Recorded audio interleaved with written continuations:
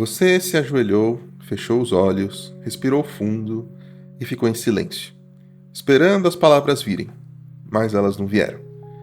Você até tentou começar de algum lugar, Senhor, e a mente foi embora, para a lista de coisas pendentes, para a conversa difícil de amanhã, para o peso que não sai dos ombros nem quando você está de joelhos. E aí a culpa chegou. Como é que pode um cristão que frequenta culto, que ama a Deus, simplesmente travar na hora de orar? Ninguém fala sobre isso, não abertamente. Existe uma imagem não dita do cristão maduro. Ela circula nas células, nos cultos, nas redes sociais. A impressão passada é que quem tem fé acorda com a oração na ponta da língua, que as palavras saem fluentes, movidas pelo Espírito sem esforço. Mas a realidade de muitas pessoas é outra. Você chega ao final de um dia que pesou. O corpo já avisa que chegou no limite. A mente está cheia de um ruído que ele não se desloca por força de vontade. Quando você finalmente para buscar Deus, o silêncio interno parece maior do que qualquer coisa que você poderia oferecer. Elias viveu assim. Depois do Monte Carmelo, o fogo descendo do céu, a vitória sobre centenas de profetas de Baal, ele entrou em colapso. Ele fugiu para o deserto, caminhou um dia inteiro e deitou debaixo de uma árvore e disse a Deus: Já basta, Senhor. Isso está em 1 Reis 19, versículo 4. Uma frase. Exaustão pura. Sem estrutura, sem discurso, sem a versão apresentável de alguém que acabara de representar Deus publicamente. E Deus respondeu, não com uma correção espiritual, com um pão e água. Davi, descrito pela Bíblia como um homem segundo o coração de Deus, escreveu: Estou esgotado de tanto gemer. Passo a noite toda chorando, de lágrimas banho o meu leito. Salmo 6:6. Aquilo era oração. Sem aquela beleza formal, era um homem que estava sofrendo e disse isso para Deus. Sem enfeitar, sem firula, ele simplesmente se derramou ali, dizendo o que estava no coração dele. A igreja preservou esses textos por milênios, mas raramente para ensinar o que eles dizem sobre como é de verdade orar. Quando os discípulos pediram a Jesus, Senhor, ensina-nos a orar, em Lucas 11:1, estavam confessando algo que deveria ser constrangedor. Eles não sabiam. Esses homens já haviam pregado, expulsado demônios, visto os milagres de perto. E ainda assim, eles precisavam ser ensinados, como se orar não fosse natural nem para quem estava ao lado de Jesus todos os dias. Paulo vai além. Em Romanos 8:26, ele escreve sem rodeios. Da mesma forma, o Espírito nos ajuda em nossa fraqueza, pois não sabemos orar como convém. Não sabemos. Primeira pessoa do plural. Paulo inclui a si mesmo, inclui você. E o que o Espírito faz nesse momento? Ele intercede por nós com gemidos que as palavras não conseguem expressar. A palavra grega é stenagmos. Não sei se a pronúncia está correta, mas significa aqui o som que sai de alguém além da linguagem articulada. Paulo não escolhe intercessões eloquentes enfim. Ele escolhe a palavra gemidos. O que sai de alguém que chegou no limite, que não tem mais vocabulário para o que sente, que só consegue produzir o som bruto da necessidade. O Espírito não espera você construir a oração certa para começar a interceder. Ele trabalha no que você ainda não conseguiu nem nomear.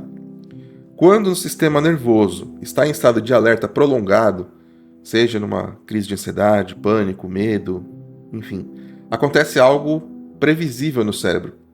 O córtex pré-frontal, que é responsável pela linguagem, pelo raciocínio abstrato, pela construção de frases coerentes, ele fica com acesso reduzido.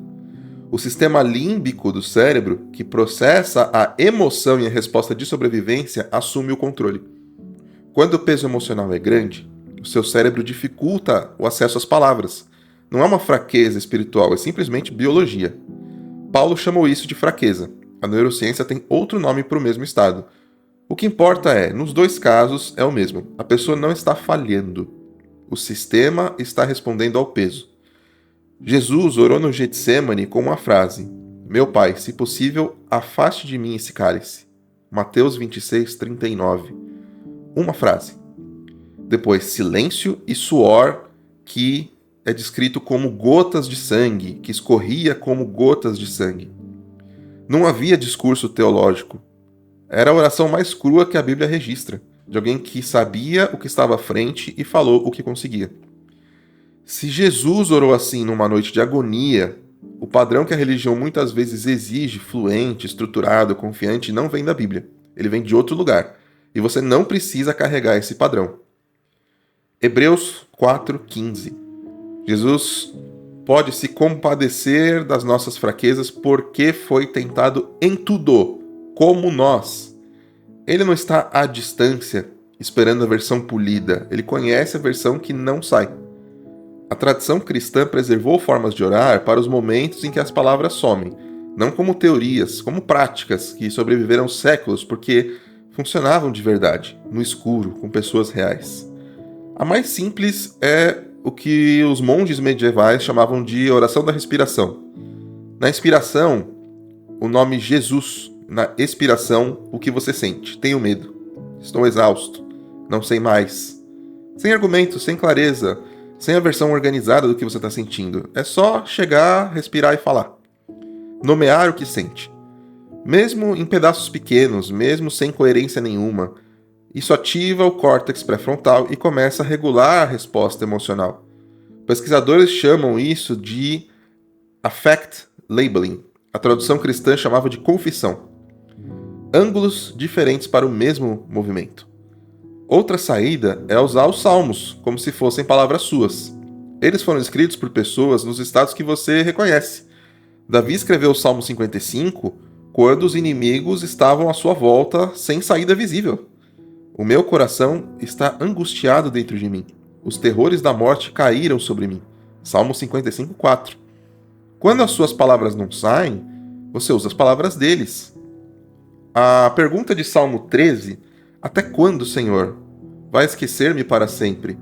É oração. A raiva é oração. A frustração é oração. O lamento dito diante de Deus é oração. A Bíblia inteira sustenta isso. Tem também a oração de presença. Você para, fica quieto, não tenta construir nada. O verbo hebraico no Salmo 46:10, rafaf, significa soltar, afrouxar, parar de lutar. Às vezes a oração mais profunda não é a mais falada. É a que abandona o controle da forma e só fica ali. E tem a oração do gesto. Então, estender, as mãos abertas, ajoelhar, colocar a testa no chão. Quando o córtex não acessa a linguagem, o corpo ainda tem a linguagem própria, a linguagem corporal. E posturas de rendição comunicam o que as palavras não conseguem. Quando as palavras não vêm, você não perdeu o contato com Deus. Você chegou num lugar onde a oração começa a ser mais honesta do que decorada. O Espírito que habita em você não precisa da sua articulação para interceder. E Jesus orou com uma frase numa noite de agonia, talvez uma das maiores agonias que algum ser humano já passou. Porque Jesus ele estava, como ser humano, no mesmo corpo que nós. Então ele teve medo tanto que ele suou sangue.